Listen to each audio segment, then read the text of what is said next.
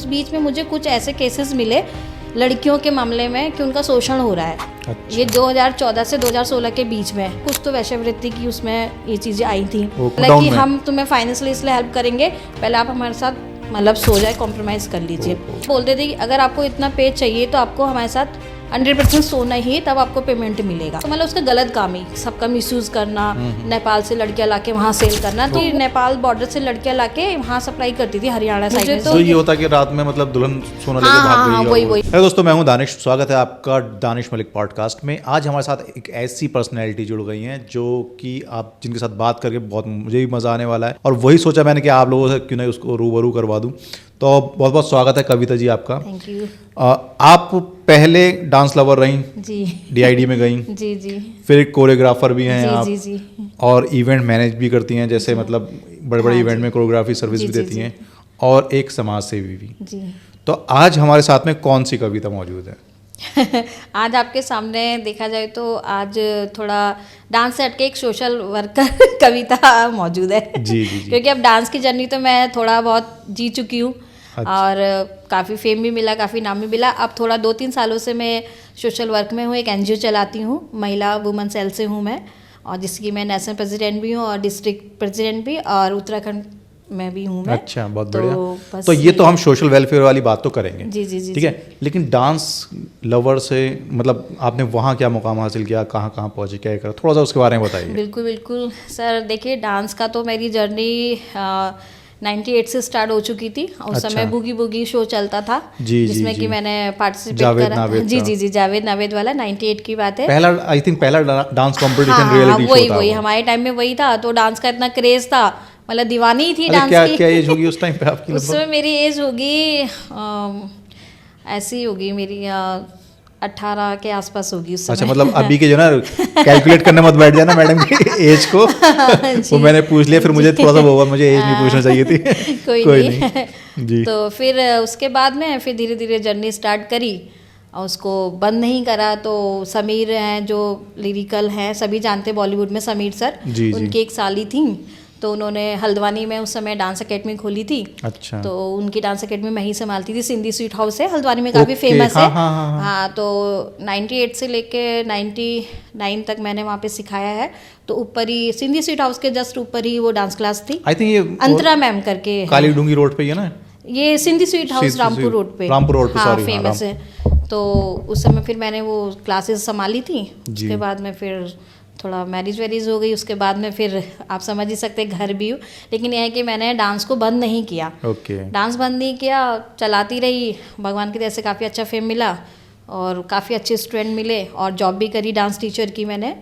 तो यही सारी जर्नी रही। उसके बाद में एक चमक धमक की दुनिया में हाँ, थी हाँ, डांस। बिल्कुल, बिल्कुल, डांसिंग अपने आप में एक हाँ। मतलब उस टाइम का, अब मैं बात करूं हिप हॉप टीनेजर जो है, हाँ जी। जेनजी लाइफ जो है, उस टाइम पे आपने जेनजी लाइफ बहुत जी उस टाइम बहुत पे, सारी चीज़ें, और इवेंट अब start- एकदम समाज सेवी बन गई। तो ये बदलाव कैसा आया? समाज क्या इसके पीछे की सेवी स्टोरी का है? ये हुआ, सही बताऊं तो ये भी एक डांस का ही पार्ट से जर्नी स्टार्ट होती है। मैं 2014 में जब मैं DID सुपर मॉम के लिए सिलेक्ट हुई थी, तो मैंने जब वहाँ पे करा, मैं उस पहले तो 14 में तो मैं सेकंड राउंड तक गई थी। फिर 2016 में मैंने दोबारा से उसमें पार्टिसिपेट करा, तो फिर मैं 5th राउंड तक गई थी। तो उस बीच की जर्नी में ना फेम तो मुझे मिला, लेकिन उस बीच में मुझे कुछ ऐसे केसेस मिले लड़कियों के मामले में कि उनका शोषण हो रहा है। अच्छा। ये 2014 से 2016 के बीच में, जैसे मैं मुंबई रही वहाँ पे जब मैं सिलेक्ट हुई थी। फिर दिल्ली आना जाना मेरा लगा रहता था। जर्नी मेरी यहीं से उत्तराखंड टू मुंबई चलती रहती थी। तो कुछ लेडीज़ें, मुझे लड़कियां ऐसे मिली, ट्रेन में कहो, उसमें फ़्लाइट में तो नहीं बैठी थी, झूठ क्या बोलूँ, ट्रेन से ही मेरा आना जाना था। तो वो जो मुझे जर्नी में लेडीज़ डिब्बे में जब वो लेडीज़ों ने मुझे अपनी स्टोरी नहीं, तो मतलब कहीं ना कहीं मैं कनेक्ट हो गई उनसे। ओके। उसके बाद सडनली अच्छा खासा सब कुछ था, काफ़ी फेम, नाम, सब कुछ था, अच्छा चल रहा था। फिर लॉकडाउन लग गया। फिर मतलब ये कि वो लोग मेरे कांटेक्ट में थे। तो Okay. लॉकडाउन में आपको पता है स्थिति सबकी खराब हो चुकी थी, अच्छों की स्थिति खराब थी। तो लॉकडाउन में जब उन्होंने मुझे कांटेक्ट करा, मेरे से हेल्प मांगी, चाहे वो फाइनेंशियल समझो या कैसी भी समझो, जी, तो उनके साथ में बहुत मतलब गलत शोषण हो गया था। Okay. तो वो मेरा ना दिल पे लग गई वो बात कि इंसानियत इतनी मर चुकी है कि शोषण करके ही महिलाओं की हेल्प करी जाएगी, बिना शोषण के हेल्प नहीं हो सकती। मतलब क्या क्या ऐसा मुझे ऐसा टच हुआ, मतलब वो ऐसा हुआ था, कुछ तो वैश्यवृत्ति की उसमें ये चीजें आई थी। और कुछ मतलब जो हस्बैंड वगैरह थे, मतलब गर्ल्स वैश्यवृत्ति की तरफ को चली गई थी हाँ, मतलब कि हम तुम्हें फाइनेंशियली इसलिए हेल्प करेंगे, पहले आप हमारे साथ मतलब सो जाए, कॉम्प्रोमाइज़ कर लीजिए। तो जब वो कहते थे मैम क्या करे, क्या हेल्प करे, तो मैं बस यही बोलती भी सबर करो, या जितना मैं कर सकती हूँ उतना मैं करूँ। मैं लॉकडाउन में बहुत सारी स्टोरी आती हैं, सैड स्टोरी आती हैं, ये स्टोरी मैं पहली बार सुन रहा हूँ कि लड़कियों को ज़बरदस्ती इस मतलब गलत राह पे चलवाया गया था। मतलब मैं ओपनली बोलूँगी इस बात को कि जैसे कि हम एक्टिंग लाइन से हैं, कोरियोग्राफी लाइन से, मैं तो खैर कोरियोग्राफर हूँ, डांस सिखाती हूँ, तो उसमें जो है मॉडल्स को मतलब ये साफ बोलते थे कि अगर आपको इतना पे चाहिए तो आपको हमारे साथ 100% सोना ही, तब आपको पेमेंट मिलेगा। अभी हमारे इस लाइन से कांटेक्ट था, तो मुझे कांटेक्ट आते थे, तो वो बोलते मैडम क्या करें, तो मैंने कहा कुछ करने की ज़रूरत नहीं है, भूखे मर जाओ भले, खाने को कहीं ना कहीं से रोटी मिल जाएगी। जितना मेरे से हेल्प था मैंने करी, तो मैंने उनको गाइड करा, लेकिन वो ना कहीं बिल्कुल दिल पे चुभ गई। बहुत गुस्सा आ रहा था, घर से बाहर नहीं निकल सकते थे, कहीं कुछ नहीं कर रहे। फिर सडनली कहते नहीं कि ऊपर वाला सब देख रहा था कि मेरे दिल में क्या चल रहा है। मैं सही बताऊँ आपको, मैं सडनली ऐसी बैठी हुई थी, और जिस एनजीओ से मैं रिलेटेड हूँ, तो उसके फॉर्म ऑनलाइन आ रहे थे, उस समय ऑनलाइन आ रहे थे। तो अब जैसे मैंने कहा ना, ये फेम से ही मैं इस लाइन पे आई हूँ सोशल वर्क में। वो सब मेरे वीडियोस वगैरह देखते थे, मेरा सारा जर्नी उन लोगों ने देखी है। तो उसमें से शायद होता है कि एक बंदा जो उसमें जुड़ा होगा एनजीओ से, उसने मुझे बोला कि मैम आप ये अगर करना चाहो बहुत अच्छा है और महिलाओं से रिलेटेड है, तो आप इसमें ज्वाइन हो जाइए। तो मैंने कहा ठीक है, मुझे अपनी गाइडलाइन भेजो। उन्होंने मुझे अपनी गाइडलाइन भेजी, मुझे बहुत पसंद आई, जैसा मैं चाह रही थी मुझे वही पावर मिल रही थी बैठे बैठाई।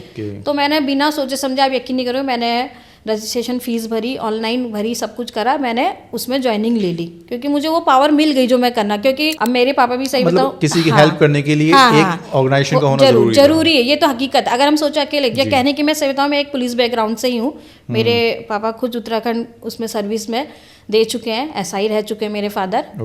फैमिली बैकग्राउंड का वो नहीं करा कि मैं इनकी बेटी हूँ, हाँ, दरोगा की बेटी हूँ, ऐसा कुछ नहीं। लेकिन मैं जो चाहती थी अपने दल पे करना चाहती थी, तो मैंने भगवान ने सुन ली। अब डांस का तो समय कम ही हो रहा था, तो फिर मैंने ज्वाइन कर लिया, तो मैं थोड़ा उसमें ही घुस गई। फिर अब मैंने फिर इसको जो डांस को अपना एक पार्ट टाइम बना लिया, ठीक है। फिर मैंने उसको साइड में करके मैं इसमें आ गई। जब लॉकडाउन थोड़ा लूज हुआ, ढीला हुआ, फिर मैंने अपना ऑफिस स्टार्ट किया। फिर मैंने स्टेटस लगाई कि मैंने यहाँ ज्वाइनिंग है। फिर सब लोग मुझे देखते ही थे, फॉलो करते ही थे, तो उन्होंने देखा मैडम इस चीज़ में आ गई हैं।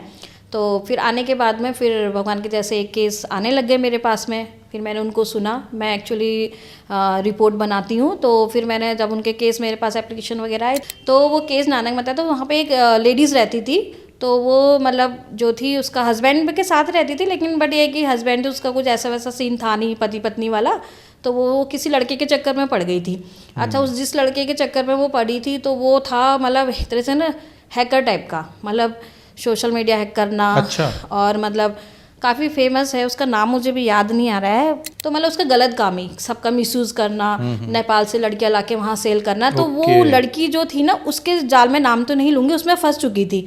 अच्छा, जब वो फंस चुकी थी, तो वो क्या करती थी कि नेपाल बॉर्डर से लड़कियां लाके वहाँ सप्लाई करती थी, हरियाणा साइड में, जैसे होता है ना, शादी कर लेते हैं, पैसे ले लेते हैं, उस टाइप से। फिर उनको लड़कियों से कहती कि तुम सब लपेट के इधर आ जाओ। तो वो उसका नेटवर्क मेरे ख्याल से बहुत पुराना फैला हुआ था। मुझे तो जो ये होता कि रात में मतलब दुल्हन सोना लेके भाग गई, वही यही वाला केस था। तो काफ़ी नानक मत्ता साइड के वो बंदे थे, दोनों पंजाबी थे।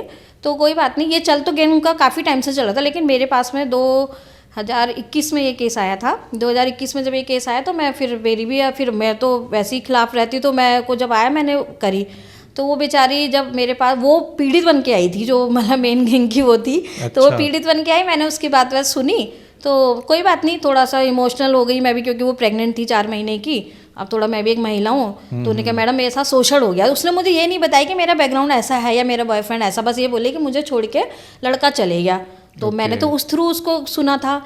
फिर जब मैंने एप्लीकेशन उसकी ले ली, मैंने फिर रीड करा, फिर मैंने पता किया कहाँ रहती है, क्या है करके सारा पता करा। तो वो एक कहते हैं ना, एक कड़ी के चक्कर में सारी कड़ी खुलती चली गई। देखिए, तो वो गैंग लीडर थी, वो लड़की जो लेडीज थी ना, वो लेडीज ही कहेंगे, गैंग लीडर थी। तो वो आई थी प्रेग्नेंट बन के, तो मैं थोड़ा इमोशनल हो गई थी। मैं सोचा सच में जैसा आज के लड़का धोखा करते, तो ऐसा कुछ नहीं निकला। वो दोनों ही एक दूसरे के मतलब वो थे। तो ठीक है, उस लड़के ने भी अपना काम निकाला, मजे ले, वो चलता बना। चलो कोई बात नहीं, हमने करा। फिर मैंने अपने वकील को फिर दिखाई एप्लीकेशन। फिर मैंने कहा, कुछ लगा, मैंने कहा दाल में कुछ काला है, मैं इसको वो करती हूँ। फिर मैंने अब मैं क्या बोलूं, अगर मैं ये यहाँ पे नाम लेने जाऊंगी ना, वो रुद्रपुर के जानी मानी हस्ती की जो उसे सपोर्ट कर रहे थे, सही बता रही हूँ मैं। अच्छा। और काफी पैसे वाली फैमिली है, मतलब वो पूरा रुद्रपुर में एक तरह के सेक्स रैकेट चल रहा था। अब मैं क्या बोलूं, मैं मतलब ये जो लड़का जो चला रहा था, जिसको लड़का नहीं, जो लेडीज के सपोर्ट, ladies लड़का तो के- नानक मत्ता का था। अच्छा। वो अलग टाइप का, उसका माइंड अलग था। और जो मतलब यहाँ पे वो रुद्रपुर में रह रही थी, अब मैं क्या बोलूं, छोड़ो, नहीं बोलूंगी इस चीज़ को।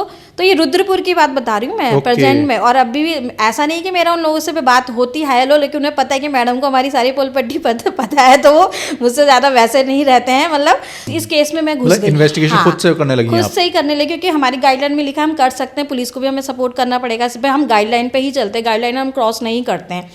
तो मैं घुस गई, तो मैंने उसको बुलाया, मैंने कहा तुम यहाँ कहाँ रहती हो मुझे बताओ। तो वो उसने मुझे एड्रेस से बताया। जब मैं उस एड्रेस पे पहुँची तो उसकी कंप्लेंट मुझे पहले आ चुकी थी कि यहाँ पे सेक्स रैकेट चल रहा है उस मोहल्ले में। अब जब मैं वहाँ पे गई तो जिस बंदे के वहाँ वो रह रहे थे और सेक्स रैकेट चल रहा था, वो कहीं ना कहीं मेरे नॉन में निकले। और नॉन में ऐसे निकले कि जो जैसे मेरा ससुराल सितारगंज में था, तो सितारगंज में मैंने रैकेट में चलाई, तो वहाँ के होते हैं ना कजिन वजन जैसे लगते हैं रिलेशन में, जो मेरे स्टूडेंट के कनेक्टेड थे वो। ठीक है, तो देखो किसी नॉन के कनेक्टेड? हाँ, किसी नॉन के कनेक्टेड होता नहीं रिलेशन में। जी जी। मेरे तो पैरों से जमीन खिसक गई, क्या बोलूँ कि इनके वहाँ ऐसा काम चल रहा है। मैंने तुरंत सितारगंज फ़ोन किया और मैंने बताया, मैंने कहा भाई आपके रिलेशन में ऐसा ऐसा चल रहा है, और उन्हें समझा। और एक केस मेरे उसमें आ गया, खाली ये मतलब अच्छा नहीं लगता, नाम है इनका फैम।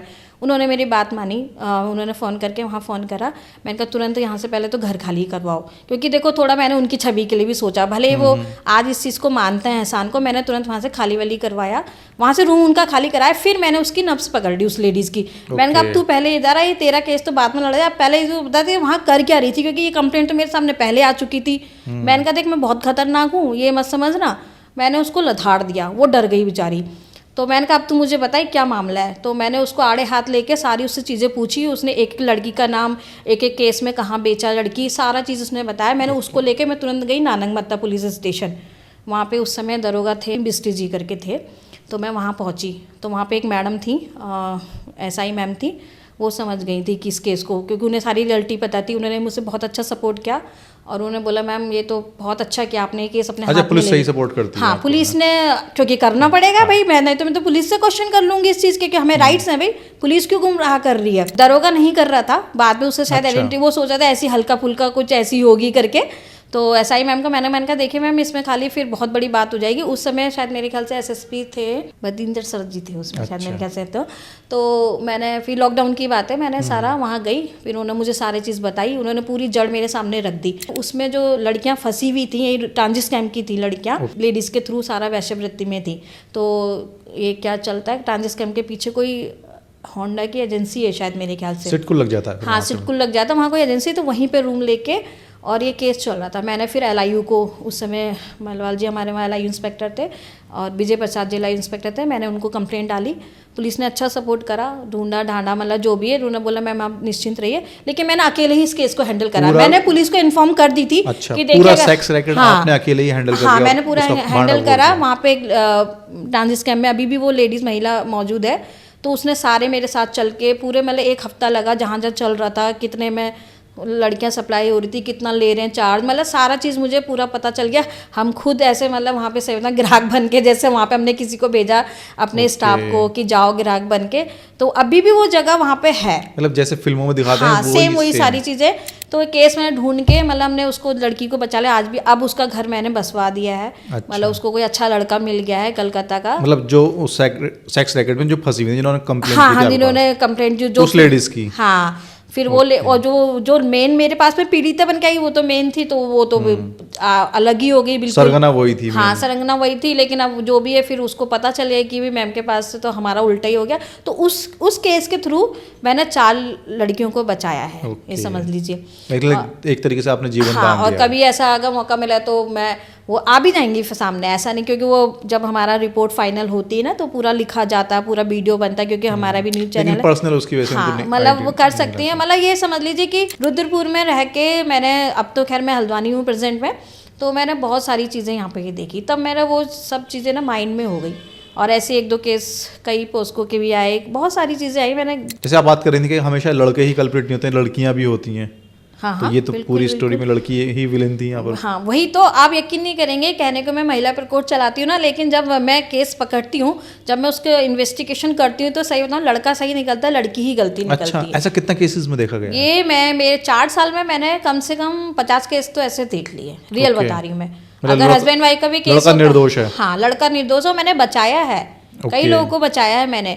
और अधिकतर तो ऐसे से केस, क्योंकि हम पे तो सारा रिकॉर्ड रहता है, कोई ये भी नहीं कह सकता कि मैडम झूठ बोल रही, क्योंकि हमें खुद रखना पड़ता है भैया। जी, हमें जी। हमें भी तो आगे पहुंचना है। हमारा भी है कि हम भी प्रधानमंत्री जी से कभी अवार्ड ले, कभी ऐसा मौका आएगा तो बिल्कुल, हमें सारे बिल्कुल। रिकॉर्ड रखने पड़ते हैं दिखाने के लिए। मेरे पास पॉस्को के 2 केस आए थे, तो Okay. मैंने मतलब बाइज्जत उन लड़कों को रिहा भी करवाया और बहुत अच्छी तरीके से उनको। अच्छा, इन केस में लड़के निर्दोष थे हाँ, और लड़कियां ही लड़कियों culprit की थी। गलती थी। और केस कैसे आया था आपके हाँ, पास? केस ये ऐसा आया था, इसमें ना थोड़ा सा मैं ये भी बोलना चाहूँगी ना, अगर पुलिस सही में केस को सही से हैंडल कर लेना, तो मेरे ख्याल से आगे तक बात ना बढ़े। यहाँ पे कुछ हमारी चाहे यूपी की पुलिस हो, चाहे और स्टेट की हो, चाहे उत्तराखंड की पुलिस हो, अगर वो सही में पीड़ित को सही से डील कर ले केस को, क्योंकि हर पुलिस वाला समझ जाता है कि केस के, जब हम समझ सकते तो आप तो वहाँ पे गवर्नमेंट जॉब कर रहे हो तो आप तो समझ ही सकते हो। तो ये जो होता है ना, ये लफड़ा जो फैलता है, सही बताऊँ स्टेशन से ही, पुलिस स्टेशन से ही फैलता है। ये तो रियलिटी है, इसमें चाहे किसी को बुरा लगे, मैं 100% सच बोलूंगी, क्योंकि हम करते हैं उनके साथ में जॉब, तो हमें मालूम है। लेकिन खैर मेरे पल्ले में ऐसे नहीं पड़े, मैं क्या, जो भी अधिकारी पड़े बहुत जेन्युइन अधिकारी पड़े अभी तक तो। अच्छा। मैं झूठ क्या बोलूँ, लेकिन जब मैं अननोन बन के घुसती हूँ ना, तो उनको तो पता नहीं कविता मैडम जैसे कई लोग नहीं, तब उनकी चोरी पकड़ी जाती है।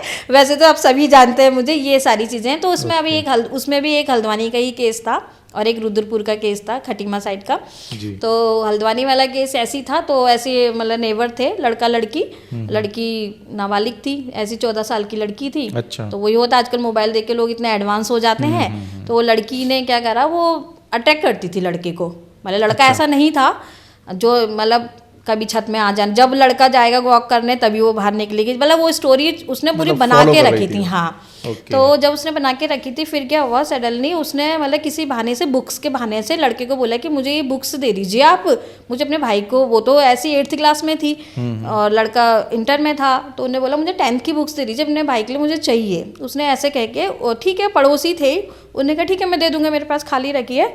तो बोले आप मुझे बुक्स देने आ जाना, और घर पे कोई था नहीं, मतलब लड़के को नहीं पता कि घर में कोई नहीं था। Okay. तो लड़की ने उसको बुक्स के बहाने बुलाया कि आप मुझे 10th की बुक दे दीजिए। उसने बोला, क्योंकि ये सब व्हाट्सअप में चैट हुई थी, मैंने जब केस की इन्वेस्टिगेशन तो मैंने व्हाट्सअप पे पढ़ा। हाँ, तो लड़के ने कहा तुम आ जाओ लेने के लिए, वो लेने नहीं, आप आ जाओ लेने, ऐसा वैसा उसने मतलब एक्सक्यूज़ कर रखा था। ठीक है, लड़का चले गया। जैसे ही सडनली आप विश्वास में, लड़का गया तो वो लड़की उस पर वो हो गई एकदम से, मतलब जो भी गले वाले उसने लगा लिया उसको, उसने वो छीन के वो भाग रहा था, बाहर कोई आ रहा था, उतनी सडनली उसके वहाँ से वो आ गया, उसके पापा और उनकी कोई दादी थी, तो वो आ गए, उन्होंने लड़की के फैमिली मेंबर आ गए मतलब। हाँ, उन्होंने हल्ला कर दिया, पता नहीं वो कमरे में थे जने क्या थे। तो जब मैंने इन्वेस्टिगेशन करी तो बोले मैम ये मैं पूरा घर की इन्वेस्टिगेशन करके आई थी, तो बगल वाले कमरे से निकल के आए, यानी कि पीछे का एक रास्ता था वहाँ से। तो उसके बाद में फिर मेरे को जब फ़ोन आया 8:30 बजे नाइट में मुझे फ़ोन आया कि मैम मेरे लड़के को पुलिस उठा के ले गई है और ऐसा सब मामला है। मैंने पूछा कि क्यों ले गई है, तो बोली मैम क्या बताएं, एक लड़की है रहती है पड़ोस में, तो वो इल्ज़ाम लगा रही कि ये मेरे को इम्प्रेस करता है और मुझे भगाने के चक्कर में था, ये है वो है करके। तो मैंने कहा अच्छा, तो फिर मैंने कोतवाली फ़ोन किया, देवल चौक में, सॉरी। तो मैंने फ़ोन किया और वहाँ एसआई से मेरी बात हुई, तो बोले मैम केस तो आया है, लड़का भी है, लेकिन बट अभी मैं कहीं बाहर हूँ, अभी मैं चौकी जाऊँगा तो आपको अच्छा, डिटेल लड़के को पुलिस ने उठा लिया था। हाँ, पुलिस ने उठा लिया था। ओके। तो अब रात का समय था, मैंने कहा सर देखिए अभी कोई ऐसी जल्दीबाजी मत करना, क्योंकि लड़की नाबालिग थी, तो आपको पता है पॉस्को तो फटाफट आजकल लग जाती है। तो मैंने कहा सर अभी इसको डिटेल में पहले देखते हैं, मैं कल मॉर्निंग आती हूँ, फिर इस केस को हैंडल करती हूँ मैं, फिर मैं बताऊँगी आपको, जो भी सपोर्ट आप हमसे लीजिए और हम आपको देंगे। मैं दूसरे दिन नेक्स्ट पहुँची, जब मैंने वो एप्लीकेशन वगैरह पढ़ी तो उसमें वही लड़की के पिताजी ने कि मेरी लड़की को ऐसा करता है, बुलाता है भगाने के चक्कर में, मतलब सारा वो चीज़ है। तो मैंने कोई बात नहीं, तो दरोगा जी तो उस समय थे नहीं, तो वहाँ पे जो भी सिपाही वगैरह थे, मैंने कहा मुझे उनका एड्रेस दीजिए, क्योंकि हम पे तो राइट्स हम जा सकते हैं। तो मैं अपने रिपोर्टर को लेके और मैं और मेरे 2-3 टीम मेंबर थे, हम उसके लड़की के घर पे एड्रेस लेके थाने से हम पहुँच गए। वहाँ अपनी हमने करवानी पड़ती एंट्री थाने पे, क्योंकि हम जब जाते इन्वेस्टिगेशन में, क्योंकि भाई हम पूरा अच्छा पहले थाने में इन्फॉर्म करना पड़ता थाने है में पहले, हाँ मतलब या फिर जो चौकी है रिलेटेड आपकी वहाँ से कि हम इस केस के लिए आए हैं, इस केस के लिए जी। फिर इन्वेस्टिगेशन हमने करना वहाँ चाह पे रहे एंट्री हैं। करके, मैंने कहा दरोगा जी को मैंने कॉल पे बता दिया था, और वहाँ एंट्री करके हम लोग उस लड़की के घर चले गए। और वाकई में जब मैं लड़की के घर गई तो जैसे ही मतलब मैंने गई तो उसका फादर निकल के आया, उस इतनी बदतमीजी से मतलब बात करी। एक तो लड़की का मामला, उसको मतलब लड़के को उसको उसके पिताजी को कोई शर्म नहीं, कोई कुछ नहीं, मतलब उसके बातों के स्टाइल से ही मुझे ऐसा लग गया था कि ये सच में झूठा केस है। तो मैंने उसके पिताजी से सिर्फ 2 ही बात बोली। मैंने कहा सर देखिए, अगर लड़का गलत है ना, मैं तुरंत अभी अरेस्ट कराऊंगी, तुरंत आप इस पे मुकदमा करवाऊंगी, ठीक है, लेकिन आपने एक बार अपनी लड़की का व्हाट्सअप चेक करा या एक्टिविटीज देखी? आप कैसे कह सकते हैं कि ये मतलब गलत उसमें ले जाना चाह रहा था या भगाना चाह रहा था? तो वो थोड़ा हावी हो गया। मैंने कहा देखो हावी तो हम पे होना मत, 2 मिनट लगेंगे अभी सिखाने में सबक। तो मैंने कहा आप अरे गहरे मत समझना। फिर मैंने अपना ID कार्ड और जो भी था हमारे पास में सब कुछ दिखाया, पढ़ा लिखा था उसका बाप, तो उसने पढ़ा वढ़ा, ठीक है। फिर थोड़ा सा वो नॉर्मल हुआ। फिर उसने किसी नेता वेता को फ़ोन कर दिया होगा, वही नेता लोग तो पहले घुसते हैं इसमें। फिर जब उस नेता का उन्होंने नाम लिया होगा, वो मुझे जानते थे, उन्होंने कुछ कहा होगा उनसे जरूर कि या तो आप इनकी बात मान लो, यही बोला होगा, अब मुझे जानते तो सब है, या तो कॉपरेट करो। तब जाके वो थोड़ा ठंडा पला, फिर बोला मैडम पानी। मैंने कहा अब क्यों पानी पूछ रहे हो? पहले तो एकदम आप हावी हो रहे थे कि लड़के को बचा रहे। मैंने कहा लड़के को बचाने नहीं आए, हम जो सही है वो दिखाने आए हैं। मैंने कहा आप लड़की को लो, चौकी पहुंचो सीधे तुरंत। मैंने फिर वहाँ से फोटो वोटो हम लोग खींचते हैं कि हम यहाँ इन्वेस्टिगेशन में, हमने फोटो वोटो खींची। मैंने कहा लड़की का मोबाइल लेके आओ, कोई चीज़ डिलीट नहीं होनी चाहिए, डिलीट होगी सब वापस आ जाएगी और फिर आप फिर पूरे फंस जाओगे। मैंने कहा जो जैसे को डर के मारे कर दे। मैंने मैंने बोला, मैंने कहा शायद पुलिस ने नहीं देखा होगा लेकिन हम देख लेंगे ये सारी चीज़ें। तुरंत फिर मैंने उसका फ़ोन लेके लड़की को, उसके पिताजी को थाने यहीं देवलचोर चौकी पे मैंने बुलवाया। और फिर मैंने व्हाट्सअप खोला, उतनी देर में दरोगा जी भी वहाँ पे पहुँच गए। तो फिर वही सारी चीज़ें, सारी इन्वेस्टिगेशन में लड़की ही गलत, सब चीज़ें लड़की का इनिशिएटिव था मतलब। हाँ, सब लड़की ने ही मैसेज करे थे, इतने मेरे से मिलो, मैं आपको चाहती हूँ, मैं ये करती हूँ, मैं वो करती हूँ। और उस लड़के का ना ना ना नहीं यही था कि आप छोटी हो, ये है वो है। और मतलब सारी मतलब व्हाट्सअप चैट पे लगा लीजिए सब एक भी पॉइंट लड़के की गलती नहीं थी। लड़का समझा रहा है कि तुम छोटी हो। हाँ, अब सुनिए बात क्या आती है। यही चीज अगर व्हाट्सअप वगैरह अगर पुलिस रात में ही देख लेती तो उसको उठा के क्यों लाई? सबसे पहले पुलिस पे बात आती ना। आप सुबह देख रहे हो जब मैंने एंट्री करी इस केस में, क्या होता है? कभी-कभी ऐसी कंडीशन ही बन जाती है ना कि मतलब पुलिस को एक्शन लेना पड़ जाता है। एक्शन लेना पड़ जाता है तो आप तुरंत सबूत का के लिए इन्वेस्टिगेशन क्या आयु क्या होता है? आयु का काम ही यही होता है सर। लेकिन आयु तक केस आने में टाइम भी तो लग जाता है। जो जब लगता है टाइम है, लेकिन ये पॉस्को का हो गया 376 केस हो गई है, इसमें तुरंत ऑन द स्पॉट आप देखिए ना। हाँ, पहले इन्वेस्टिगेशन होना चाहिए, उसके बाद में आपने बस लड़के ने, और फिर अब मैं क्या बोलूं, पता चला था कि लड़की के घर वालों ने पैसे भी दिए थे चौकी में। अब ये बात मुझे कैसे पता चली? सुनिए, हाँ, क्योंकि हम तो फ्री ऑफ कॉस्ट काम करते हैं, जो भाई हमें डोनेशन देना चाहे वो दे सकता है, हमारी सारा चीज़ फ्री होती है, ठीक है। तो हमारे तो कोई पैसों की बात होती नहीं है, सीधी सी बात है। ये मुझे जब ये केस हो गया फिर तुरंत ही फिर दरोगा जी आए, उन्होंने बोला कि ठीक है बेटा चल कोई कॉन्टेक्ट में। मैंने कहा सर आप रात ही कर लेते। बोले मैडम मुझे सच में नहीं पता था। अब पता नहीं पता था नहीं था मुझे, आई डोंट नो, लेकिन सर ने मुझे बोला। फिर तुरंत ही लड़के को हम वहाँ से लेके आ गए और लड़की वालों से ही लिखवाया। फिर जब हम बाहर को निकले तो वही लड़के ने मुझे बताया कि मैम मुझे रात में पैसों की डिमांड कर रहे थे कि 1.5 लाख रुपये ला, नहीं तो तेरे पे मुकदमा लिख देंगे। तो मैंने कहा कौन कह रहा था? लेकिन उसमें दरोगा जी नहीं थे, जो भी सिपाही उपाही रहते वो बोल रहे थे। अब किसी के थ्रू तो बोला ही जा रहा होगा ना। तो बोले मैडम ऐसे से। मैंने कहा चलो इस बात को दबाओ, छोड़ो, अब ऐसे कोई नहीं। और वहाँ से आप लोग घर भी रेंट पे रहते थे, खाली कर दो, ये जो भी करके ये चीज़ें बोलो। फिर ये हो गया तो फिर उसकी माँ तो बेचारी खुशी से रोने ही लग गई थी। उन्हें मेरे गले वले लगा ले, पैर वैर चुन। मैंने कहा नहीं ये चीज़ें मत करो, कोई ऐसी बात नहीं है, देखो हमसे जितनी हेल्प हो सकती है। फिर हम तो आ गए थे अपनी रिपोर्ट वोट लेके वहाँ से। जो वहाँ पे महिला पुलिस वाले जो बैठे उन्होंने बोला अरे तुमने मैडम को क्यों इन्वॉल्व करा, जितना पैसा मैडम को दिया तो हमें ही दे रहे थे। तो बोला मैडम को 1 रुपया तक नहीं दिया इसमें, यहाँ तक कि अब हम मिठाई का डब्बा अब देंगे मैडम को। ये रियल बात है। तब फिर वो मुझे बता रही थी। तो मैंने कहा देखो पुलिस वाले जैसा समझ रहे हैं वैसे हमको भी समझ रहे हैं, लेकिन हमारा ऐसा नहीं, अपनी स्वेच्छा से जो हमें डोनेशन देना चाहे वो हमारे भैया सीधे डोनेशन में आता है, नहीं है। ऐसी दूसरा केस एक हल्द्वानी और रुद्रपुर का था। ऐसी एक इंस्टाग्राम में लव स्टोरी सी थी, तो उसमें वो लड़की, वो भी पॉस्को का ही मामला था। तो वो लड़की क्या हुआ, जैसे जो लड़का था वो थोड़ा मतलब रील्स बनाता था, उसके फॉलोवर्स अच्छे थे, तो वो लड़की उससे अट्रैक्ट हो गई होगी। इंस्टाग्राम में मैसेज करा सर मैं आपके साथ में रील बनाना चाहती हूँ, तो मैं यहाँ पे आ जाऊँ करके। उन्होंने कहा ठीक है आ जाओ करके बोला। तो वो ऐसी कांटेक्ट में रही, 2-3 बात रही, वो आ गई। अब ठीक है, होता ही, आप समझ सकते हो कि आजकल हर किसी की मेंटेलिटी अलग होती है, टीनेज की होती है। ठीक है, लड़का भी हो गया, अभी जरा 1-8 महीना उनका जरा अच्छे से बॉन्डिंग हो गई, चलो कोई नहीं, जो भी उनका जैसा भी रिलेशन जो भी चला, बन गया उनका रिलेशन, ठीक है चलो कोई बात नहीं। फिर उस लड़के ने साफ कह दिया देखो ऐसे इसको वो मत करना, मतलब डीपली मत लेना, ये क्लियर। ये सारी चीज़ें भी, ये भी व्हाट्सअप पे थी सारी, वो जब व्हाट्सअप पे इंस्टाग्राम में बात होती थी ना सारी चीज़, क्योंकि आजकल देखो सबसे बड़ा सबूत तो वही होता है। तो Chatting. सारी चीज़ थी चैटिंग। वो लड़की इंप्रेस कर रही, वो कह रहा है नहीं देखो चलो जो हुआ सो हुआ। वो लड़का बोल रहा है कि मैं ऐसा नहीं हूँ, ठीक है। अब वो लड़की ने उसकी माँ ने बनाया प्लान लड़के को फंसाने का, जबकि ये बातें घर में पता चल चुकी थी। पहले फ़ोन करवाया, लड़के को दबाव बनाया, मैं लड़की से शादी। उन्होंने कहा मैं कैसे शादी कर लूँ, आपकी लड़की तो 15 साल की है नहीं, और मैं 22 साल का, मैं कैसे शादी कर लूँ। तो ऐसे से बोला ऐसा नहीं, हम नॉर्मल फ्रेंड है, रील्स बनाने के लिए इसने मुझे कॉन्टेक्ट किया। तो ये मामला बिगड़ गया, नहीं माना वो। तो फिर लड़की ने क्या करा, हल्द्वानी से भाग के रुद्रपुर आ गई। और हाँ वहाँ से नहीं, अकेले हाँ अकेले, देखिए अकेले आ गई। मतलब जानबूझ से उसके भेजे गए तो हम कहेंगे भाग गया, लेके भाग गया। प्लान सही तो फैमिली ने, हाँ उसकी माँ ने, लड़की की माँ ने प्लान बनाया ये बात। ये काठगोदाम थाने का ये केस था। तो आ गई भाग के, ठीक है कोई नहीं। लड़का परेशान कि मैं क्या करूँ, डर गया वो, क्योंकि अभी लड़के को तो नॉलेज ही क्या कानून होता है क्या नहीं होता है। लड़के मैं तेरे को फंसा दूंगी, तू मुझसे शादी कर, अभी कर, ये कर। उन्होंने कहा भाई मैं कैसे शादी कर लूँ, तू ना बाल, तू उनने फिर भी बोला तू बालिक हो जा, मैं पक्का कर लूँगा, लिखवा ले। तो इस टाइम इनकी जो भी बहस रोडवेज में हुई, तो किसी ने, भाई आज का सभी एक दूसरे को जानते, मुझे तो सभी जानते। उनने बोला कहीं मत जा, कविता मैडम के पास चल। तो कॉल आया, मैडम ऐसे ऐसी बात होगी, क्या करे। मैंने कहा कुछ मत कर, तुरंत रोडवेज पे हो, आवास विकास चौकी में इसको लेके जा, वहीं नियर चौकी वही थी। अच्छा, लड़का पहुंच चुका था रुद्रपुर? हाँ रुद्रपुर, वो रामपुर साइड का लड़का था, मतलब वो यहीं रहता था, रेंट पे रहने वाला रामपुर का था वो। तो फिर मैंने कहा तुरंत पहुँच, चौकी पहुँच, और मैं आ रही हूँ भी थोड़ी देर में। तो वो लड़की को, वो जा ही नहीं है लड़की। मैंने कहा, जब बोले मैडम जा नहीं रही, मैंने कहा कोई बात नहीं, हाथ पकड़। बोले मैडम, मैंने कहा लोग को जो भी कह रहे क्या है, सीधे मेरे बात करा देना, जो भी तुम्हें कहेगा कि लड़की साथ जबरदस्ती कर रहा है, और चौकी पहुँच। तो लड़के ने जैसे तैसे करके उसको जबरदस्ती करके, एक दो लोग को कॉल आए, मैडम ये लड़का जबरदस्ती। मैंने कहा मैंने कहा इसको चौकी ले आने के लिए, मैं एनजीओ से बोल रही हूँ। फिर जैसे तैसे मैंने कहा भैया आप भी सपोर्ट कर दो, ये थोड़ा केस का मामला है। तो लोगों ने सपोर्ट करके उसको चौकी तक पहुँचा दिया। अच्छा। तुरंत ही इसमें भी रात हो गई थी, मुझे 8 बज गए थे। मैं अपनी टीम के साथ, कैमरा वगैरह मीडिया के साथ पहुँच गई वहाँ पर। तो वहाँ पर बोरा मैम थी। तो फिर मैंने बताया मैम ऐसे लड़की भाग के आ गई, देखो बोली यही तो होता है। वो भी बेचारे यही बोले, मैडम देखो आप अच्छे से कूद गए इसमें, नहीं तो अभी तो ये बेचारा इतनी देर में ही चले जाता अंदर।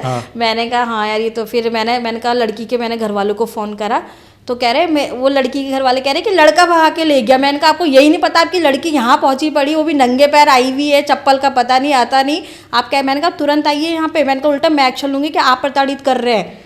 मैंने हड़काया लड़की के घर वालों को। कह रहे नहीं मैडम आप कैसे पक्ष ले रहे हो, मैं ये तो भगा के ले गया। मैंने कहा क्या प्रूफ है, मुझे प्रूफ दीजिए कि भगा के ले गया, पहले आप यहाँ आइए। करते करते 9:30 बज गए, बड़ी मुश्किल से। जैसे मैंने कहा आप आ रहे हो या तो मैं वहाँ पहुँचूँ, फिर ये बताइए। तो मैंने कहा मैं आऊँगी, लेकिन लड़की नहीं आई, क्योंकि लड़की को मैं यहाँ जेल में बंद कर आके जब मैंने डराया उनको। तो फिर जैसे तैसे वो बोले ठीक है हम आ रहे हैं। गाड़ी वाड़ी बुक करके लड़की की माता पिता और एक कोई उनका फैमिली फ्रेंड था, वो आ गया, फौजी था कोई। आके फिर उन्हें देखा, वो थोड़े से फिर हल्के पड़े हम लोग की टीम देख के। फिर आके मतलब बरस गई, मेरी लड़की को भगा के लाया। मैंने कहा आपकी लड़की को भगा लाया, आपकी लड़की खुद भाग के आई है, पहले तो ये बताइए। मैंने कहा अब मैं करूँगी, आप लोग को अंदर, आपने अपनी लड़की को बहुत टॉर्चर कराया ना, आपने हैरेसमेंट किया ना लड़की को। मैंने कहा बताओ, मैंने कहा पूछूं लड़की से। तो उन्होंने बोला हाँ मम्मी ने थप्पड़ मारा, मुझे तो उतना पॉइंट मिल गया था। मैंने कहा देखो खुद बोल रही, तो आइए यहाँ पे इस लड़के के पास में।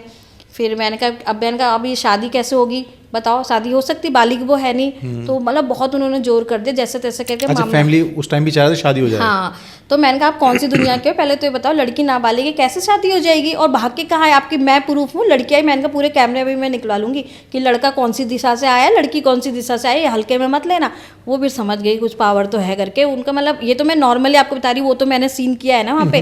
तो वो जो भी मामला, वहाँ पर आपका रूप ही अलग होता, रूप ही अलग हो गया। फिर वो बोरा जी ऐसा ही थी, उन्होंने वहाँ लिखा पढ़ित करके लड़की, हमने वीडियो बनाया भेज दी। अच्छा। अब देखो केस कहाँ घूमता, तुरंत ये लोग काठगोदाम चौकी पहुंच गए दूसरे दिन। अच्छा। और वहाँ लिखवा दिया वही लड़की के खिलाफ एप्लीकेशन दे दी। हाँ, कि मैं लड़की को भगा के ले गया, जबकि ये कुछ नहीं बताया पुलिस को कि हमने खुद लड़की को कर ले, कुछ नहीं। सब पुलिस को दरोगा जी का फोन आया लड़के के पास में। हमारे बहुत अच्छे चौकी इंचार्ज थे, वो भी बहुत सपोर्टेड करा उन्होंने इस केस में हमें। तो उनका नाम ले ही लेती हूँ, लेने में कोई प्रॉब्लम नहीं है, अफरोज आलम सर है उनका नाम, कैद मोमडन थे वो। तो बहुत अच्छे से उन्होंने मतलब इस केस को हैंडल करा। मतलब यही था कि उन्हें वाकई में देखो पुलिस अधिकारी अगर ढंग से सपोर्ट करे ना तो बहुत अच्छी बात है। तो ये लड़की वालों ने जगह तो उनका कॉल गया लड़के के पास में कि भाई क्या बात है ये। अब वो ठीक है, वो अपनी ड्यूटी कर रहे थे, आ जा तुरंत ही। लड़के का फ़ोन मेरे पास में आया, मैडम ये चौकी से फ़ोन आ रहा है, ये वो। मैंने कहा घबरा मत, वीडियो सब है। मैंने को नंबर मांगा, मैंने उनका दरोगा जी का, मैंने नंबर लिया और मैंने कहा जय हिंद सर, मैंने अपना इंट्रो दिया। उन्होंने अच्छे से बात करी। मैंने कहा सर जो आप केस के एप्लीकेशन लेके बैठे हैं ना, ये बिल्कुल झूठा केस है, कोई भी चीज़ ऐसी नहीं है, सारे प्रूफ मेरे पास है, व्हाट्सअप चैट, क्योंकि हम तो उतनी देर में मैंने एक दिन पहले साड़ी ले लिए थे जी। तो बोले, मैंने कहा सर ये खुद लड़की आई थी और एक महीने से ऐसा चल रहा था साड़ी, अगर आपको बिलीव ना, आप लड़की का व्हाट्सअप मंगाइए, मैं यहाँ से स्क्रीनशॉट लड़के के भेज रही हूँ, आप पढ़ लीजिए। तो ये सारी चीज़ें मैंने बता दी, उन्होंने बहुत, वो समझ गए सारा केस। देखो अच्छा अधिकारी ये होता है, उनने फिर हड़काया उनको लड़की वालों के कि अब अधिक मत जाना इस चौकी में।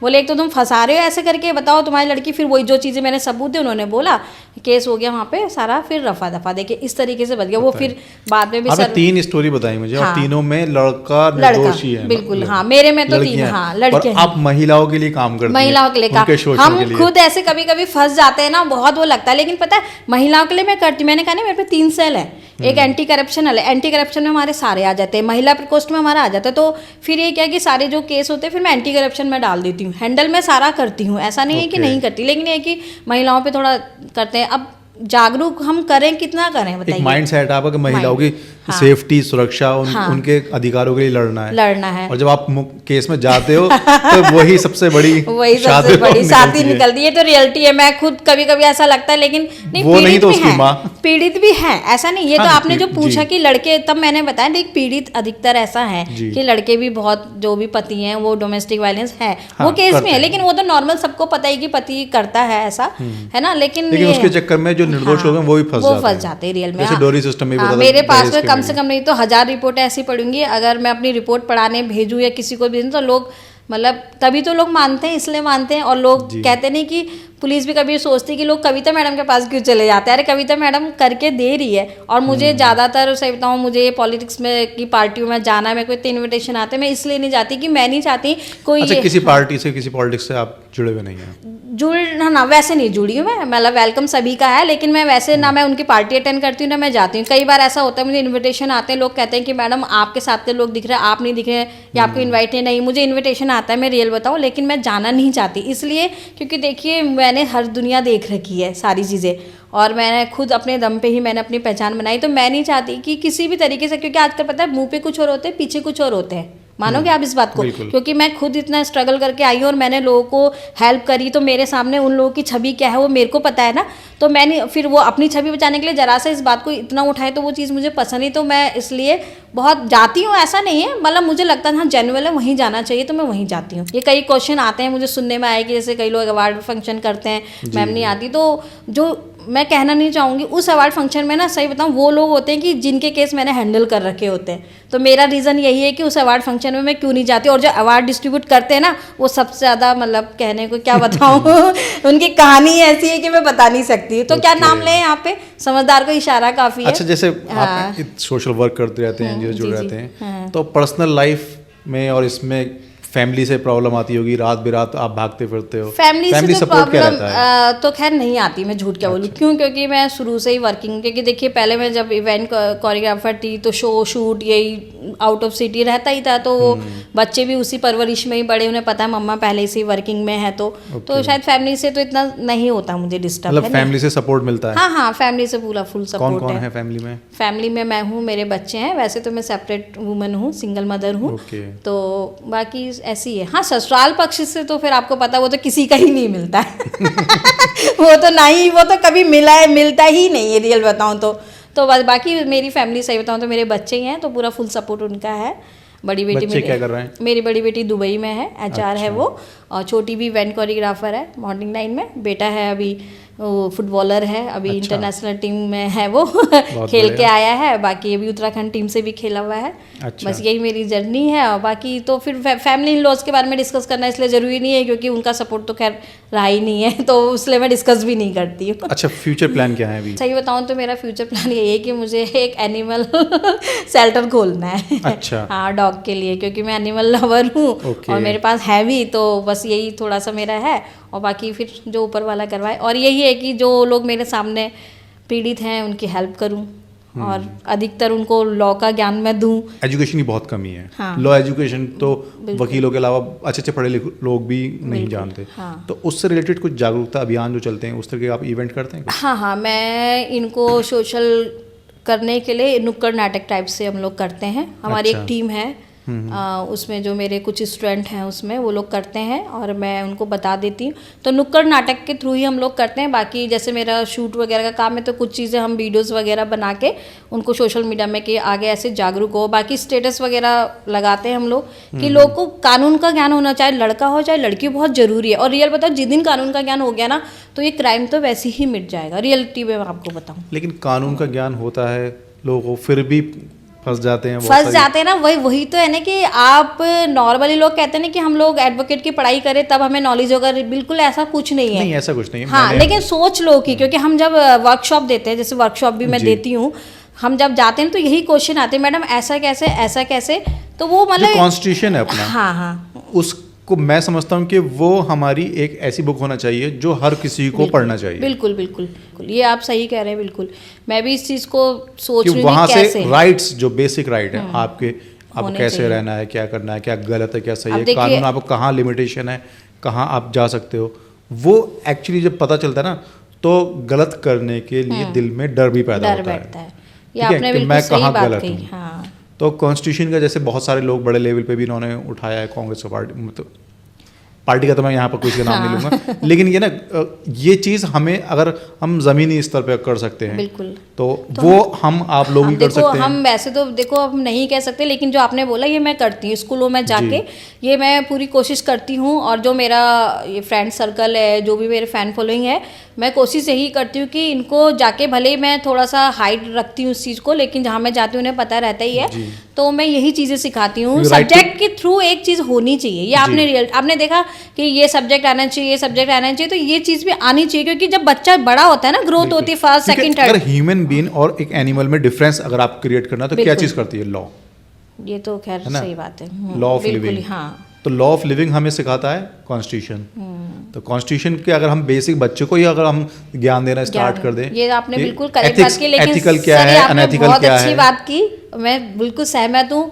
मैं सहमत हूँ, ऐसे हम जैसे कई सहमत, लेकिन वो ग्रो तो नहीं हो पा रहा ना। नहीं, उसके लिए हमें आपको जमीनी स्तर पे काम करना पड़ेगा, छोटी छोटी वर्कशॉप में बताना कई बार ऐसा होता राइट है, टू एजुकेशन क्या है और राइट टू लिविंग क्या है, अपना क्या एथिक्स है, हमारे राइट टू स्पीक क्या है। सही बात है। ऐसा नहीं कि मैं राइट टू स्पीक का मिस यूज कर लूँ। थोड़ा सा मैं आपकी बात काटूंगी, अब मैं थोड़ा सा वो आ जाएगी ना, हिंदू मुसलमान वाली बात आ जाएगी। मैं रियल बताऊं, कहते नहीं कि एक मछली की वजह से सारे तालाब वाला गंदा हो जाता है। आप यकीन नहीं करेंगे, मैं 40+ हो चुकी हूँ अपनी जर्नी में, मैं रियल बता रही हूँ। हाँ, मुझे जो मोमडन फैमिली ने सपोर्ट किया है, मेरे फ्रेंड सर्कल से लेके, चाहे मेरे फैमिली को, चाहे मेरे बच्चों को, चाहे मेरे काम को, अभी शायद थोड़ा लोगों को ऑड लगेगा, लेकिन कहते हैं ना हर कोई एक सा नहीं होता है। अगर हम जिस फील्ड में काम कर रहे हैं वो हमारा वातावरण तय करता है कि हम किस फील्ड में हैं, किस कैटेगरी में हैं। हर कोई एक सा नहीं होता है। तो जो मैं सही बता रही हूँ, जो हमारे अपने धर्म के लोग हैं, इसमें थोड़ा सा लोग को ऑड लगेगा, लेकिन मैं देखो मैं इन चीज़ों को नहीं मानती हूँ। मेरे लिए सबसे पहले एक यूनिटी बहुत ज़रूरी है। तो उन लोगों ने इतना सपोर्ट किया और मतलब इतना अच्छा किया, मतलब कहीं से कहीं तक कोई भेदभाव नज़र ही नहीं आया। लेकिन कुछ मतलब कहते हैं राजनीति के चक्कर में ऐसा भेदभाव फैला के बैठे हुए हैं कि पूछो मत। अब मैं वही देखो छोटा सा उदाहरण, मैं बैक में चल जा रही कि मैंने 4-5 केस की 3 शायद केस की स्टोरी नहीं, जिसमें कि 2 मेरे जो थे मतलब हमारे धर्म के एसआई थे और एक अदर कास्ट के थे। जबकि जो धर्म के थे, देखिए मैं वही बात कहूंगी, उन लोगों ने घेर बदल कर दिया। और जो सच में धर्म की बात नहीं कर सकते, मैं ये बात आनी मैं इसलिए देखिए आए पर्सनली है। हाँ, पर्सनली जो वही मैं बोल रही हूँ। नहीं, ये चीज़ भी जरूरी है क्योंकि लोग को पता तो चले। जब हम अपना बता रहे हैं तो हमारे साथ ये बीता है ना, तो मैंने देखा है ऐसे कितने केस रियल बता रही हूँ मैं। ये तो मैंने आपको कही, मतलब अगर मैंने 200 केस करे होंगे तो 200 केस में से मतलब वैसे हमारे अपनों ने ही हमें धोखा दिया है। और जो सच में अब वही तो कह रही, देखिए तनख्वाह वो भी ले रहे हैं, गवर्नमेंट की तनख्वाह वो भी ले रहे हैं, तो बात है इसलिए ना। हाँ, मैं इसलिए ना मैं सही बताऊँ, लोग मुझे कई बार कहते हैं कि प्राउडी है, ये ऐसा है, घमंडी है। मैं क्योंकि मैं साफ बोलती हूँ, मुझे किसी का डर नहीं है। मेरे जो सही करता है, सही रास्ते पे होता है, मेरे फ्रेंड सर्कल में सही बताऊँ सारे गौरक्षा वाले भी हैं, सारे एनिमल लवर भी, बहुत सारे लोग हैं, तो सबसे मेरा अच्छा है, ऐसा नहीं है। लेकिन जब वो मुझसे डिस्कस करने आते हैं ना तो वो कहते हैं मैडम जी प्रणाम। मैं उनको बातों से मतलब वो करती थी, भले वो बाहर बहुत शो ऑफ कर रहे हो अपना आपको, लेकिन वो समझ जाते हैं कि मैडम ने करेक्ट बात बोली है बिल्कुल। तो मैंने कहा कि मेरे पास आइए, तो मेरे पास में पर्सनली कि मेरा फेम है, नाम है, उस चीज़ को लेके मत आइए कि मैं इन सब मामलों में पढ़ूंगी। मैं बिल्कुल एक भाई देखो, मैं अपने देश में रहती हूँ, देश मुझे बहुत प्यारा है, तो मेरे लिए सभी धर्म बराबर हैं, सभी, चाहे वो हिंदू, मुस्लिम हो, सिख हो, ईसाई हो, सारी चीज़ें मेरे हो। नहीं बहुत अच्छी बात है, तो आप ये बिना मेरी किसी धर्म को थिंकिंग देखे है। उनकी हेल्प तो करती हैं। इसी चक्कर में भी तभी मैंने बोला ना, मैं इसलिए ज़्यादातर इवेंट में भी जाना पसंद नहीं करती कि मुझे ना ये चीज़ें पसंद नहीं है, क्योंकि मैंने जो चीज़ देखी है, जी है, मैंने जो अपना सब कुछ महसूस किया है, बहुत करीब से देखा, तो मैं अपनी जर्नी को लेके चलूँगी ना, और मैं किसी के दम पे नहीं, अपने दम पे हूँ, सीधी सी बात है। तो वही सारी चीज़ें हैं, तो इसलिए मेरा नेचर थोड़ा सा अलग है। मैं बहुत चीज़ें हाइड भी रखती हूँ, बहुत चीज़ें, कई लोग जानने की कोशिश भी करते हैं, कई जान जाते हैं, तो मैं हर फील्ड में मतलब मैंने सब चीज़ें देख रखी हैं। अच्छा, ऐसा भी सुनने में आया कि एक मर्डर केस हुआ था, उसमें आपका काफ़ी ज़्यादा इन्वॉल्वमेंट रहा था और आपने मतलब जो पक्ष था हाँ उसको न्याय दिलवाया था। हाँ सर, ये बिल्कुल सही बात है। ये भी 2022 का ही केस है। अच्छा। तो ये केस में यही था कि जो फैमिली थी उसमें से एक बंदा पुलिस में था, बाजपुर पुलिस में था वो, थाने में, जो लड़की का नंदोई था। मतलब केस क्या था पहले वो केस ये था, मतलब जो लड़की को डोमेस्टिक वायलेंस का ही केस था ये, तो काफ़ी टॉर्चर हो रखी थी बहुत ज़्यादा। तो जो लड़के थे ससुराल वाले, उसकी सास हो गई, लड़की की पति हो गया, नंदोई हो गया, नंद हो गई, तो उन्होंने जेठ जेठानी मतलब सारी पूरी फैमिली ने प्लान बनाया इसको मारने का, मतलब और मारेंगे लेकिन इसको दिखाएंगे हम लोग मतलब वैसी नेचुरल मौत हुई है, जो भी मिर्गी विर्गी का दौरा है, मतलब इस तरह उन्होंने पूरा फुल प्लान कर रखा था। तो जो भी, चलो उनका बैकग्राउंड रहा होगा मुझे नहीं पता, लेकिन फिलहाल ये केस जब मेरे एनजीओ में आया था, एप्लीकेशन मेरे पास में आई थी इसकी कि मैम ऐसा ऐसा हो गया और पुलिस वगैरह सुन नहीं रही है, डेथ हो चुकी है इसमें, मतलब। तो जब मेरे पास कॉल आई तो डेथ तो हो चुकी थी, तो मतलब जब डेथ हुई तो उसके भाई का, लड़की के भाई का मेरे पास फ़ोन आया कि मैम मेरी बहन को मार दिया गया है और मुंह से झाग वाग निकल रहा है। तो मैं उस दिन नवरात्रि का सेकंड दिन था, मैं मंदिर जाने के लिए तैयारी हो रही थी, तो मैंने कहा भाई अब वो तो चलेगी, मुझे आधा घंटा लगेगा, मैं पूजा वूजा करके मैं तुरंत ऑन द स्पॉट पहुँचती हूँ जहाँ भी है तुम लोगों। बोले मैम आ जाओ। तो लड़की, ये केस कहाँ का था? ये रुद्रपुर का ही है। हाँ रुद्रपुर है, कौन सा एरिया पड़ता है वो, कंचन तारा होटल के आसपास का केस था। और तो मेरे पास कॉल आया, ठीक है कोई बात नहीं। मैंने जब फिर मैं पहुंची वहाँ पे, तो पोस्टमार्टम के लिए बॉडी आ चुकी थी, मैंने पूजा वूजा करी, तो मैं फिर वहाँ पहुंची। तो मुझे थोड़ा गुस्सा भी आया, मैंने कहा अगर तुझे लग रहा था, मैंने लड़की के भाई को डांटा, मैंने कहा अगर तुम्हें लग रहा था कि ये मर्डर है तो तुमने बॉडी उठाई क्यों, वहीं करते जो भी है। अब वही होता है, ऐसे में कहाँ ध्यान रहता है। हाँ वही तो, लोगों ने जानबूझ के करा ताकि मतलब तुरंत इसका वो हो, जो भी ऐसा करके कोई बात नहीं। तो बोले इसका दम घुटने से हुआ है, ये वो करके कोई बात नहीं, पोस्टमार्टम भी हो गया, ये है वो है। अब जब पता ही है तो फॉरेंसिक लैब वालों ने जो भी रिपोर्ट लगाई होगी, जैसा भी। अब इसमें तो देखो मैं अभी नाम नहीं लेना चाहूँगी, इसमें थोड़ा सा बहुत बड़े लोग का नाम है, मैं वो जिसको डिस्कस नहीं करूँगी, जो लोग इसमें इन्वॉल्व थे और कैसे खरीदने की कोशिश कर रहे थे, तो खाली उनकी भी छवि खराब हो, मैं नहीं चाहती। तो इस केस में फिर क्या हुआ, पुलिस वाला थोड़ा सा वो करने लगे, पुलिस को पता था कि हमारा, क्योंकि वो जो नंदोई था वो भी पुलिस वाला था, तो होता थोड़ा सा चल रहा। लड़की का नंदोई पुलिस। हाँ उसी का ही पूरा प्लान था कि पहले उन्होंने ऐसे मारा था, रात में उसको मतलब कैमरा लगाया, देखो कैसे खुद चोर कहते हैं ना, अपने खुद सबूत छोड़ के गया, कैमरा लगा दिया और उसके खाने पे कुछ मिला दिया लड़की के। ये इन्वेस्टिगेशन पुलिस को करनी चाहिए थी, मैंने करी इस केस की, सुनिए। अच्छा। तभी तो ये केस तो बहुत मतलब हाईलाइट हुआ था। तो पूरा वीडियो बनाया, वीडियो बना के खाना वाना सब खा रहे, वाला हंसी मजाक कर रहे हैं, और लड़की के खाने में जहर मिला दिया जो भी उसका दम घुट जाए। ठीक है, वो खा रही है, अच्छे खासे खा रही है, सब कुछ कर रही, ताकि हम पुलिस को दिखाएंगे देखो कि हम तो अच्छे खासे खाना खाए, मर कैसे गई है। तो कर दिया, ऊपर वाला तो सब देख रहा था ना, उन्होंने करके जो भी कुछ मिलाया। तो फिर जैसे वो अधमरी हो गई थी तब उसका मतलब पिलो से उसका फिर दोबारा से मारा है उसको। हाँ जैसे जब अधमरी हो गई थी, तो ऐसे तो मतलब उसको मार दिया। ये तो जब बाद में मैंने इन्वेस्टिगेशन तब मुझे पता चली थी। तो फिर चलो कोई में कॉल आई, तो पोस्टमार्टम जब हम गए तो बॉडी को मैंने ही पंचनामा वगैरह सब जो भी थे भरा। तो जो पंचनामा कर रही थी एसआई मैडम, वो बहुत अच्छी थी, वो मतलब हमारे मतलब पुलिस लाइन में हमारे स्टाफ के घर के पीछे रहे, तो जानती है सर की लड़की है करके, तो मेरी अच्छी बॉन्डिंग थी, उसने बहुत सपोर्ट करा। तो बोले मैडम देखो आपको भी पता है ये मरी और मुझे भी पता है, लेकिन अब ये कानून है ना यही घुमा देता है। मैंने कहा मैडम कोई नहीं, आप पंचनामा भरिए, बाकी मैं हूँ देखने के लिए। उसने पूरा भरा, तो वही सारी चीज़ें जब मुंह से झाग वाग निकल रहा था, बाकी बॉडी में कहीं निशान नहीं थे उसके, तो साफ पता चल रहा था मर गई है वो इसी तरीके से मारा। अब ये था कि अब जब तक रिपोर्ट नहीं प्रूफ कैसे करें, हमें तो पता है मारा है करके साफ लग रहा था, सबूत चाहिए होता, आपको पता सबूतों पे चलती। कोई बात नहीं, मैंने कहा वेट करो 1 हफ्ता। तो फिर उन्होंने बोला रिपोर्ट आ जाएगी, ये है, वहाँ जाएगी, बरेली भेजेंगे, ये है वो है करके बोलिया। फिर मैं चली गई मुंबई के लिए, मेरा कुछ काम था, मैं 5-6 महीने मुंबई चली गई थी। अच्छा। तो मैं कॉल पे मैं स्टाफ को बोल गई थी कुछ भी चीज़ पता चले बता देना। तो सडनली मैं मुंबई चली गई। ये बेचारे मम्मी थी उसकी लड़की की, वो वैसी शादी में, मैं अकेला भाई, वो भी एक्टर है बेचारा, वो भी वो कुछ मतलब यहाँ ध्यान दे, वो भी पागल जैसा हो गया। जैसा पुलिस गुमराह कर रही वैसी कि अब आना, अब ऐसा होगा, वहाँ जाएगी, यहाँ जाएगी, मतलब उसको पूरे कम से कम साल भर ऐसे ही लटका दिया। और मैं 6 महीने में जब लौट के आई हूँ वहाँ से, फिर वो मेरे पास आया, बोला मैं तो बहुत परेशान। मैंने कहा 6 महीने हो गए, अभी तो वो अरेस्ट ही नहीं हुआ है, अभी तक पुलिस से साबित ही नहीं कर पाई कि मरी कैसे है, वो रिपोर्ट ही नहीं आई। मैं तुरंत गई फॉरेंसिक लैब गई, मैंने वहाँ पे पता करा, तभी कह रही बहुत सारी चीज़ें वहाँ से मुझे कुछ गलत चीज़ें पता लगी, वो डिस्कस मैं नहीं करूँगी। तो मैंने डायरेक्ट ही वहाँ के जो सर है उनसे बात करी कि सर ऐसा केस है और मुझे ऐसे शिकायत आए, तो वो कुछ झमेला हो गया था, वो मैं नहीं डिस्कस करूँगी। तो सर ने कहा मैडम टेंशन मत लीजिए, अगर ऐसी बात है, अगर कोई आपको फॉल्ट मिला है तो हम ज़रूर करेंगे। उनके स्टाफ का ही कुछ फॉल्ट था, तो अच्छा। सर ने सपोर्ट किया, मैं झूठ नहीं बोलूँगी। फॉरेंसिक लैब वालों ने मुझे पूरा सपोर्ट किया कि हमारी ड्यूटी होती है। मैंने कहा सर देख लीजिए मैं तो आई हूँ यहाँ पे, तो उन्होंने मतलब पूरा सपोर्ट करा। 2 दिन में, मैंने कहा सर 3 दिन लगाए, तो 2 दिन में ही आप 3 दिन की नहीं, आप मुझे 2 दिन में रिपोर्ट भेजिए, मुझे नहीं पता। तो वो कुछ घबला वहाँ पे हो गया था, तो सर ने 2 दिन में रिपोर्ट जैसी वहाँ पे भेजी, तुरंत वहाँ वो हुआ। 1 साल के बाद लगभग। हाँ, सोचो जरा कितनी बड़ी बात होती है। क्या 1 साल से पुलिस रिपोर्ट नहीं ले पाई थी? लाई थी, लेकिन कहते रही मैं नाम नहीं लूँगी ना, इसमें बहुत सारे लोग इन्वॉल्व है, इसलिए खाली मैं नहीं चाहती क्योंकि छवि खराब उनकी होगी, मुझे मेरी नज़रों में तो हो ही चुकी है उनकी। तो मैं जैसे सर के पास पहुंची, उन्होंने 2 दिन के अंदर रिपोर्ट भेजी, झूठ नहीं बोलूँगी। तुरंत वहाँ पे जब पुलिस में रिपोर्ट आई, तुरंत ही फिर मैं CO ऑफिस गई। मैं वहाँ के बाबूजी हैं, मैंने उनको बोला, मैंने कहा सर बहुत गलत बात है ये।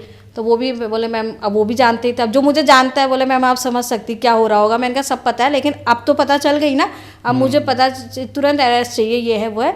तुरंत मैंने तुरंत वहाँ गई जहाँ पे लड़की मरी थी, अपने स्टाफ को भेजा, पूरी जांच करी, पूरी इन्वेस्टिगेशन करी। मैंने कहा सर मैं तुम्हें 1 दिन में रिपोर्ट ला के दे रही, कैसे मरी क्या मरी, आप तुरंत ही इसको अरेस्ट करिए। मुझे फिर वो बोलने लगे, क्योंकि वहाँ तो पैसा पहुँच चुका था पुलिस वालों के पास में। मैंने कहा मुझे उससे कोई मतलब नहीं है, मुझे भैया चाहिए, सब अंदर चाहिए, मुझे नहीं मालूम है। मैंने कहा 1 दिन का समय दे रही, 1 दिन में जो आप नहीं कर पाए मैं करके ला रही। मैं तुरंत गई, सब पूरी टीम को वहाँ पे मैंने बैठाया अपनी, कुछ लड़के भी इन्वॉल्व थे, कुछ लड़कियाँ भी थी मेरी स्टाफ की। तो सारा वहाँ से पूरी जो भी पड़ोसियों ने बयान दिए, सारी चीज़ मेरे स्टाफ वालों ने, हाँ मतलब इन्वेस्टिगेशन पूरी, और उसमें बयान हाँ, आपने पूरी बयान हमारे कि कैसे क्या क्या होता था, उस रात क्या हुआ, ये करके पूरी रिपोर्ट मैंने तैयार कर दी। तुरंत मैं CO ऑफिस गई, CO ऑफिस में वहाँ पे बाबूजी थे, वहाँ पे मैं पूरी टीम को ले गई, जो बयान सबूत तो मैं पूरे दे के लेके चलती हूँ, तभी तो हम लोग अपना काम करते हैं। सर ने पूरा बनाया, सारी चीज़ें बनाए, सारा प्रूफ दे दिया कि ऐसे मरी, ये मैंने बताया नहीं कि जहर से खा लिया था। फिर ये पूरा, अब सोचो ये पुलिस का काम था या मेरा काम था, आप बताइए। 1 साल से 2022 में था, फिर ये 23 में जाके मैंने उसको अरेस्ट करवाया। फिर तो गई, मैंने कहा सर अब भैया मैं कुछ नहीं कहूँगी, फिर आप जानो, फिर हमारी ड्यूटी आप जानो, तुम्हारी ड्यूटी हम जानेंगे, फिर मुझसे मत कहना कुछ भी। अब वो समझ ही गए थे। फिर अब तो सबसे तुरंत ही 2 दिन के अंदर सारी रिपोर्ट बनी, 24 घंटे भी नहीं बीते, तुरंत लड़का अरेस्ट हो गया। अच्छा। तुरंत अब जेल में है। अब फिर फाइनल रिपोर्ट मेरी ही लगनी थी, फिर मेरी गवाही थी। अभी शायद मेरे ख्याल से मेरे फ़ोन पे वो लेटर पड़ा भी होगा जज का, तो मैं गई वहाँ पे। अभी लास्ट डेट मेरी मार्च में थी। अभी मतलब ऑनगोइंग वो है अभी, मतलब वही केस जब रिपोर्ट लगती ना, आपके 2023 दिसंबर में मैंने उसको अरेस्ट करवाया, दिसंबर अभी फरवरी में मैंने फाइनल रिपोर्ट लगाई जज के सामने। जज ने भी मुझे खैर काफ़ी अप्रिशिएट किया, बोले मैम ऐसा ही NGO होना चाहिए, नहीं तो आज के तो लोग लूटते, रियल बता रही हूँ मैं। तो सारा वैसे अलाउ नहीं होता, आपको पता है, कोर्ट में जाके सर, लेकिन खैर भगवान की इतनी अच्छी छवि है कि पूरा सब जगह मुझे सपोर्ट मिलता है। सारे मैंने फाइनल रिपोर्ट लगाई, पूरा सब कुछ पूरा अच्छा हो गया। अभी वो लड़का बस अब सजा ही बाकी, बस एक गवाही उसकी मम्मी की और रह गई लास्ट में। तो ये केस बहुत हाईलाइट हुआ था। अच्छा। इसका हमने न्यूज़ में भी निकाला था, मतलब बहुत, बताइए ये चीज़ें हैं। अब बताइए कैसे करें, ये पुलिस का काम है ना, मेरा काम नहीं है। फिर लोग कहते हैं कि, फिर जब मैं उनसे भी बहस करती हूँ, डिबेट होती है, तो फिर उन लोगों को चिढ़ लग जाती है, क्योंकि मैंने करीब से देखी सर जी। मैं रात में इन्वेस्टिगेशन, गरीब जो है, जो बिल्कुल प्रताड़ित हो रहा है, उसकी हेल्प करने की कोई तो होना चाहिए। आप जैसे लोग यही है, तभी तो मैं कह रही, हमारे कई लोग सोचेंगे कि मैडम इतना पैसा कमा रही होंगी केस से, इससे कुछ नहीं। मैं रियल बता रही, हम लोग फ्री करते हैं।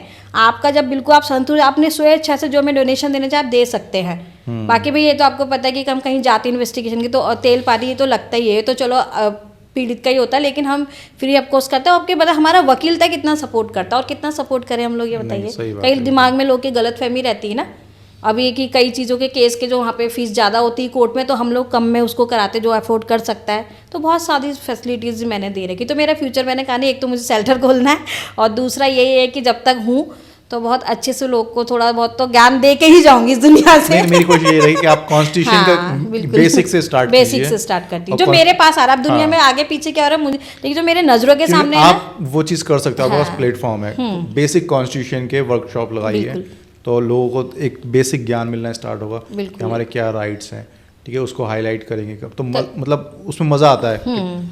लोग ज्ञान एटलीस्ट होना चाहिए कि हम कौन हैं, क्या हैं, और कॉन्स्टिट्यूशन एक ऐसी चीज़ है जो हमें हमारी लिविंग को जानवरों से और हमें अलग करता है, क्योंकि जंगल राज और एक है ना, एक हमारे जो सिविलाइजेशन है वो एक अलग है, वो हमें डिफरेंशिएट सिर्फ करती है कॉन्स्टिट्यूशन। रियल में लोग कहते हैं ना क्राइम नहीं मिट सकता, क्राइम मिट सकता है, लेकिन लोग कोशिश ही नहीं करते हैं। अब हम में से अगर 10 लोग आगे आएंगे तो आप भी सोचिए इतना बड़ा देश है कि नहीं, आप जैसे लोगों को आना पड़ेगा। हम तो आते हैं ना, हम हमेशा सपोर्ट। मैं तो रात दिन बिल भी कुछ भी नहीं देखती हूँ। मेरे बच्चे पता कहते हैं मम्मी तो राइडर बन गई है। अच्छा, जैसे आप रात बेरात निकल जाते हो गाड़ी वाड़ी लेके और अकेली महिला हो, ठीक है, तो कहीं ना कहीं डर भी लगा रहता होगा, फैमिली को तो रहता ही होगा, सेफ्टी हाँ, का फैमिली को रहता है, बेटे को रहता है, क्योंकि बेटे तो मेरी बाहर रहती हैं। धमकी वगैरह भी इस चीज़ में फिर कहीं ना कहीं थ्रेट भी लोग करते ही होंगे। हाँ, बिल्कुल करते हैं, ऐसा कोई हो ही नहीं सकता कि नहीं करते हैं। लेकिन ये है ना कि मुझे डर नहीं लगता, सही बताऊँ। डर इसलिए नहीं लगता ना कि मैंने सब कुछ अपनी सेट कर रखी लाइफ में, अपने बच्चों के लिए, अपने अगर मैं नहीं भी रहूँगी ना तो मुझे टेंशन नहीं है कि मुझे कुछ हो गया तो मेरे बच्चों का क्या होगा। सबसे पहला पॉइंट ये होता है कि फैमिली में यही डर रहता है ना, तो वो डर मैं निकाल चुकी हूँ। तो इसलिए थोड़ा मैं सोचती तो हूँ। अब जैसे कभी अचानक सडनली मुझे रात में निकलना पड़ जाता है, मैं सोचती स्टाफ को क्या उठाऊँ। सबकी फैमिली है, सबका हर कोई मेरी तरह सपोर्ट करते हैं, उनकी फैमिली है, लेकिन मैं नहीं चाहती किसी की फैमिली में डिस्टर्ब हो इस काम को लेके। तो मैं उन्हें मॉर्निंग ही बताती, तो कभी कभी मैं निकल जाती हूँ तो लगता है, बोलते हैं तुम्हारे साथ ऐसा कर दे, मैंने कहा जो कर मिले कर लो, मुझे कोई डर नहीं लगता, क्योंकि मैं सच के लिए खड़ी हूँ। और शायद कहीं ना कहीं भगवान उनकी आत्मा को ऐसा जगा देता होगा वाकई में लेडी सही है जैसी भी है, अगर किसी के लिए लड़ रही थी। कहते नहीं, मैं आपको क्या बताऊँ कि मेरे पास तो शूटर लोग भी मेरे ऑफिस में, जब मैंने उनको इन्वेस्टिगेशन के लिए बुलाया, रियल बता रही हूँ, यहाँ के जो जिनके ऊपर केस दर्ज हो रखे हैं। अच्छा। तो जब वो आ रहे थे ना, लोग मोहल्ले वाले घबरा रहे थे कि ये लोग यहाँ कैसे ऑफिस में। तो जब वो चले गए, मुझसे ये क्वेश्चन हुआ कि मैडम आपको डर नहीं लगा। मैंने कहा किस बात का डर है, गोली मार जाएगा तो वो बच जाएगा क्या, ये बताओ। तो कैमरे लगे मेरे ऑफिस में, तो धमकी मिली मेरे को, मैडम इस केस से हट जाओ, ये वो करके। मैंने कहा क्यों हटूँ भाई, क्यों हटूँ, पहले ये बताओ। तो मेरे पास जब सबसे घूम के मेरे पास क्यों आया, इसलिए तो आया। तो रियल बता रही, वो आज वो मेरी बहुत रिस्पेक्ट करते हैं। अब वो मुझसे पता कहते हैं मैडम कहीं भी आपको हमारी जरूरत होगी तो हम आपके लिए खड़े हैं। अच्छा। तो मैं तो ये मेरी अच्छाई थी ना जी, और मैंने उनको सही ज्ञान दिया। रियल में वो अपने एटीट्यूड में आए थे, कुछ ऐसे 1-2 केस आ गए थे। तो वो जब मुझसे मिले, मेरी से उन्होंने बात करी, रियल बता रही, थोड़ा सा मैं भी थोड़ा लगा मुझे। तो जो भी है, मैंने कहा भाई जो भी सामान वामान लाए ऑफिस के बाहर रखो, इसको यहाँ कैमरे लगे हुए हैं, यहाँ पे गुंडागर्दी करने की जरूरत नहीं है। मतलब शायद महादेव की भक्त हूँ मैं, उनकी कृपा। रियल में मुझे भी वही इस बात पे यकीन नहीं होता कि वो आप कहीं मिलते हैं ना, जैसे जब आप सच का साथ देते हैं ना, हाँ, तो वो ऐसे हाथ जोड़ते हैं वो। और उनके पे इतने मर्डर केस लगे हुए हैं, इतने हाईलाइट वाले केस लगे, मतलब वो पुलिस थाने में उनकी उसमें उनकी फोटो लगी है।